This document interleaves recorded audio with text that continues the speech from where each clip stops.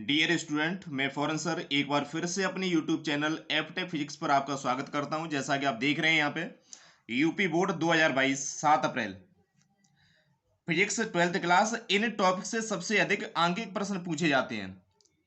और मैं दावे के साथ कह सकता हूं कि अगर इस वीडियो को आपने पूरा देखा तो 35 से 40 नंबर के जो भी आंकिक प्रश्न आते हैं आपके पेपर में वो इन टॉपिक से बाहर नहीं होंगे। जैसा कि पहला टॉपिक है वैद्युत फ्लक्स, इलेक्ट्रिक फ्लक्स होता है, फाई बराबर ई ए होता है। यहां पर क्या करेगा, वो ई की वैल्यू देगा यानी वैद्युत क्षेत्र की तीव्रता देगा और पृष्ठ का क्षेत्रफल देगा और आपसे पूछेगा कि इसका वैद्युत फ्लक्स बताइए। तो इस टॉपिक को आपको करना है, इस टॉपिक पे जितने भी प्रश्न है आपको करने हैं। नेक्स्ट, वैद्युत धारता। वैद्युत धारता में ये है आपका गोली चालक की धारता का सूत्र है, C is equal to 4πε0 into R है। यहाँ 4πε0 ये कांस्टेंट होता है जिसकी वैल्यू आप जानते हैं 1/9 इंटू 10⁹ होता है। आर ये गोली चालक की गोली चालक की त्रिज्या और सी क्या होती है, धारता होती है। और इस टॉपिक पे भी आपको न्यूमेरिकल पूछ सकता है वो। नेक्स्ट, तुल्य धारता, जैसा कि डायग्राम बना के देता है और उसमें ये पूछता है कि बिंदु ए तथा बी के बीच में तुल्य धारता बताइए। बहुत सारे धारताएं होती हैं आपके पास में जो सीरीज में और पैरेलल में जुड़ी होती हैं, वो आपसे पूछेगा कि दिए गए चित्र में तुल्य धारता ज्ञात कीजिए। तो इस टॉपिक पे भी हर साल क्वेश्चन पूछा जाता है।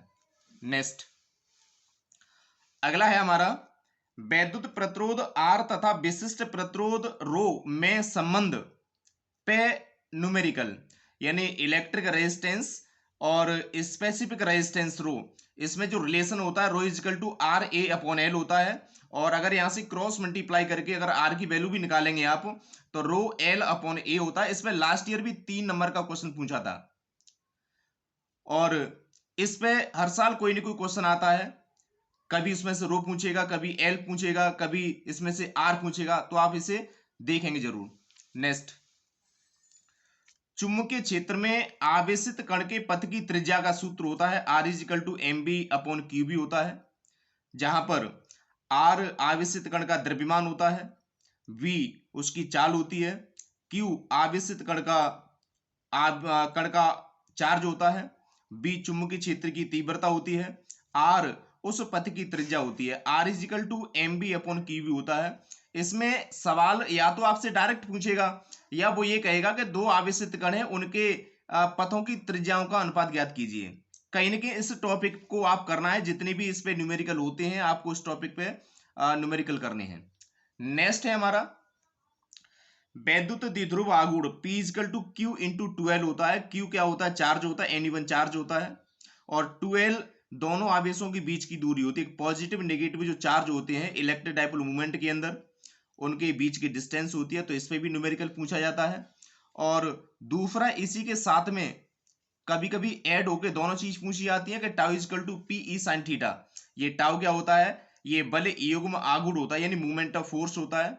और P वैद्युत द्विध्रुव आघूर्ण होता है, E वैद्युत क्षेत्र की तीव्रता है और थीटा वैद्युत द्विध्रुव और वैद्युत क्षेत्र के बीच में बना हुआ कोण होता है। तो इसमें भी क्या होता है, क्वेश्चन पूछा जाता है।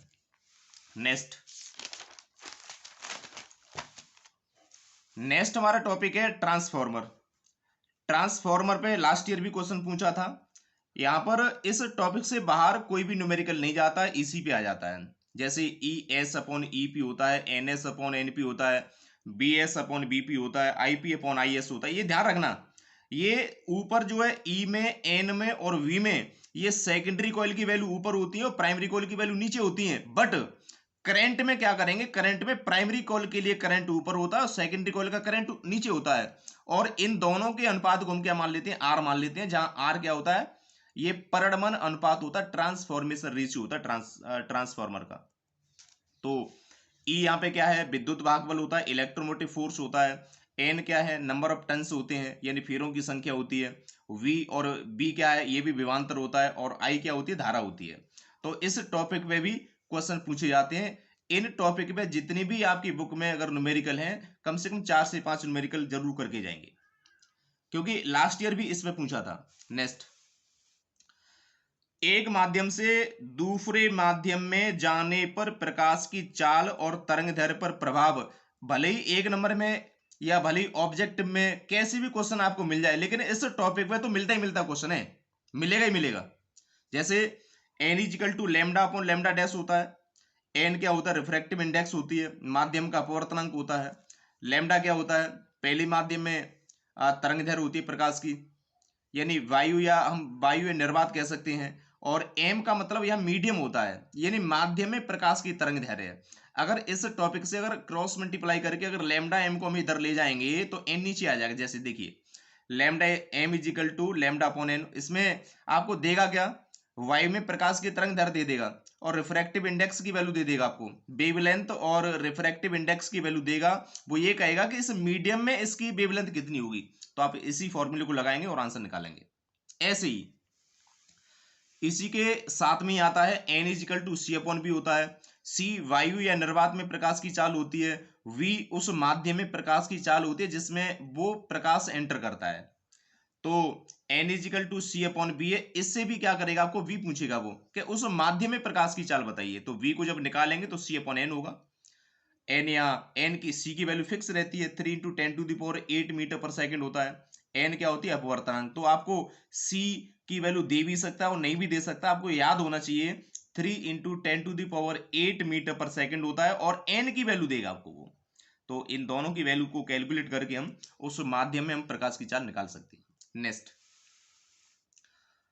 नेक्स्ट है हमारा पतले उत्तल लेंस की फोकस दूरी का फॉर्मूला है 1/f equal to n minus one, bracket में 1/r1 माइनस 1/r2। यहाँ प्लस माइनस डिपेंड करता है कि लेंस हमारा कॉन्वेक्स या कॉनकेव है, उसके हिसाब से चेंज होते हैं। बट न्यूमेरिकल कैसे पूछा जाता है? न्यूमेरिकल पूछेगा आपसे कि कोई उत्तल लेंस है या कोई लेंस है जो जिसकी वायु में फोकस दूरी दी है और उसका अपवर्तनांक दिया हुआ है।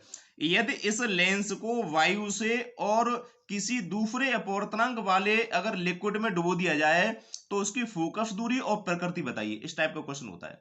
यानी एयर में फोकस दूरी दे दी है, अगर उस एयर में से उठा के उस लेंस को हमने किस में डुबो दिया? लिक्विड में डुबी दिया है। तो लिक्विड में डुबीने पर कभी कभी वो अपवर्तनांक यानी इंडेक्स भी पूछ सकता है, फोकल लेंथ भी पूछ सकता है। तो इस पे आप जरूर क्वेश्चन को देखेंगे, आपकी बुक में 3 से 4 क्वेश्चन ये जरूर दिए होंगे, तो डिफरेंट टाइप के क्वेश्चन है, आप उन सभी क्वेश्चनों को आप कर लेंगे, न्यूमेरिकल्स को कर लेंगे।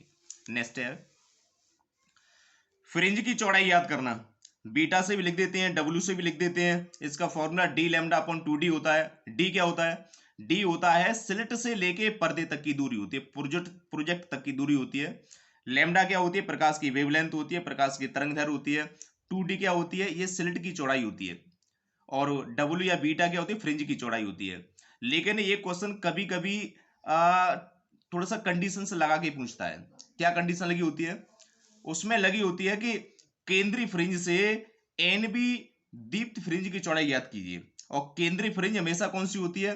केंद्रीय फ्रिंज हमेशा दीप्त होती है, और दीप्त से एन भी दीप्त की पूछ रहा है वो, तो बीटा बराबर डी लैम्डा बटे 2d इंटू एन लगा देंगे डायरेक्ट। लेकिन कभी कभी वो क्या करता है कि केंद्रीय फ्रिंज से एन भी अदीप्त फ्रिंज की बात करता है, तो इसके लिए formula D lambda upon 2d N minus 1/2 लगाएंगे। तो ये आपके जब भी ये क्वेश्चन आपके एग्जाम में आता है तो इसे जरूर ध्यान से समझेंगे कि कंडीशन तो नहीं लगी है। अगर कंडीशन लगी है तो आप कंडीशन के अकॉर्डिंग ही इसे करेंगे। नेक्स्ट लेंस की क्षमता जरूर पूछा जाता है क्वेश्चन, भले ही वो 1 नंबर का हो, ऑब्जेक्ट टाइप में हो। लेंस की क्षमता पे लेंस की क्षमता पावर ऑफ लेंस पूछता है। इसमें P इक्वल टू 1/f होता है, और लेकिन ये फोकल लेंथ जो होती है वो मीटर होनी चाहिए। जब ये मीटर में होगी तो यहाँ पे पावर ऑफ लेंस की जो वैल्यू आएगी वो किस में आएगी? डायोप्टर में आएगी। और डायोप्टर को हम किससे लिखते हैं? डी से लिखते हैं। ये जरूर ध्यान देना है, इसमें 1 नंबर का क्वेश्चन आ जाता है। फोकल लेंथ आपको जैसे मान लो 10 सेंटीमीटर 50 सेंटीमीटर दे दी है, तो आप उसे क्या करेंगे? पहले मीटर में चेंज करेंगे। मीटर में चेंज करने के बाद में P इक्वल टू 1/f लगाएंगे, उसे कैलकुलेट करेंगे और आगे डायोप्टर जरूर लिख देंगे। नेक्स्ट फोटो इलेक्ट्रिक इफेक्ट, प्रकाश वैद्युत प्रभाव, इसमें से क्वेश्चन पूछा जाता है। और वो क्वेश्चन हो सकता है E equal to H C upon lambda पे हो सकता है। E यहाँ फोटोन की ऊर्जा होती है, H प्लांक कांस्टेंट होता है जिसकी वैल्यू 6.6 इंटू 10⁻³ जूल सेकंड होती है। C प्रकाश की चाल होती है, वैल्यू जानते हैं आप 3 इंटू 10⁸ मीटर पर सेकंड होता है। और लेमडा वेव लेंथ होती है, प्रकाश की तरंग दैर्घ्य होती है। और ये तो एक फॉर्मूला है ही है, लेकिन अगर इसे फास्ट कैलकुलेशन करना चाहते हैं तो आप डायरेक्ट लगाइए E equal to 12,375 lambda. Lambda का मान अगर डायरेक्ट एंगस्ट्राम में दिया है तो उस एंगस्ट्राम वाली वैल्यू से आप इसमें डिवाइड करेंगे तो ये फोटोन की ऊर्जा की वैल्यू जो है डायरेक्ट किस में आएगी, यहाँ पे इलेक्ट्रॉन वोल्ट में निकल के आ जाएगी। तो इसे आप फास्ट कैलकुलेशन कर सकते हैं इस फॉर्मूले से। तो आप इसे भी यूज कर सकते हैं और इसे भी यूज कर सकते हैं। अगर आप इसे यूज करेंगे तो पूरी वैल्यू कैलकुलेट करनी पड़ेगी और इसमें केवल आपको लैम्डा से डिवाइड करना पड़ेगा। नेक्स्ट, आइंस्टीन का प्रकाश वैद्युत प्रभाव समीकरण। ये E equal to W plus kinetic energy होती है। E क्या होती है? ये फोटोन की ऊर्जा होती है जो किसी पृष्ठ पर जो प्रकाश गिर रहा होता है, यानी जो फोटोन गिर रहे होते हैं उसकी ऊर्जा होती है। W धातु का कार्यफलन होता है और के ई जो लिखा है वो काइनेटिक एनर्जी है। उस धातु के पृष्ठ से जो इलेक्ट्रॉन बाहर निकल रहे हैं, उत्सर्जित हो रहे हैं, उनकी गति ऊर्जा होती है। तो इस पे आप जरूर क्वेश्चन देख लेंगे, क्योंकि लास्ट ईयर भी मैं लास्ट ईयर की बात नहीं कर रहा हूं, पिछले कई सालों में इस पे क्वेश्चन आते रहे हैं और वो भी 3 नंबर के आते थे पहले, लेकिन अब तो आपके सीधे इस पे 5 नंबर का क्वेश्चन पूछा जाएगा। नेक्स्ट, अगला जो टॉपिक है परमाणु की संरचना तथा स्पेक्ट्रम की उत्पत्ति। आप इस फॉर्मूले को ध्यान रखिएगा। एनवी कक्षा की जो ऊर्जा होती है -13.6/n² होता है। यहाँ पर वो कक्षा की संख्या देगा, नंबर ऑफ ऑर्बिट दे देगा। जैसे दूसरे ऑर्बिट की बात कर रहा हो, तीसरे ऑर्बिट की बात कर रहा हो, तो आप यहाँ एन की वैल्यू को रखिएगा और डायरेक्ट उस ऑर्बिट की आप एनर्जी निकालिएगा। तो आप इस फॉर्मूले को ध्यान में रखिए, इसी पे आपको सवाल मिल जाएगा। नेक्स्ट है रेडियो एक्टिविटी। रेडियो धर्मिता बोलते हैं, रेडियो धर्मिता, रेडियो एक्टिविटी। इसमें लास्ट ईयर भी क्वेश्चन पूछा गया है वो, और 5 नंबर्स में पूछा गया है। इसमें n equal to N nought और 1/2 की पावर स्मॉल n होता है, जहां n होता है पदार्थ की अंतिम मात्रा होती है, एन नॉट या n0 बोल सकते हैं पदार्थ की प्रारंभिक मात्रा होती है, और n जो होता है वो अर्ध आयुओं की संख्या होती है, अर्ध आयुओं की संख्या होती है। तो यहाँ पर इसे कैलकुलेट कर लेंगे। और सवाल में कभी कभी न्यूमेरिकल में आपसे औसत आयु और टोटल आयु पूछ सकता है, तो टोटल आयु के लिए capital T equal to small n into small T लगाएंगे आप। स्मॉल टी क्या है? ये हाफ लाइफ है, अर्ध आयु है। एन क्या है? अर्ध आयुओं की संख्या है, नंबर ऑफ हाफ लाइफ। और टी क्या है? ये टोटल टाइम है, ये टोटल टाइम जिसमें वो विघटित हो रहा है। तो ये ऐसे टॉपिक हैं डियर स्टूडेंट, अगर इनको आप करते हैं तो जरूर आपको सफलता मिलेगी और 35 से 40 नंबर के आपको न्यूमेरिकल इन्हीं टॉपिक से मिल जाएंगे। और अगर वीडियो आपको अच्छी लगी है तो वीडियो को करें लाइक और चैनल को सब्सक्राइब करना ना भूलें, जिससे कि 7 अप्रैल को आपका फिजिक्स का पेपर होने वाला है, उसमें से थ्योरी में 70 में से 70 आपके नंबर आ जाएं। Thank you.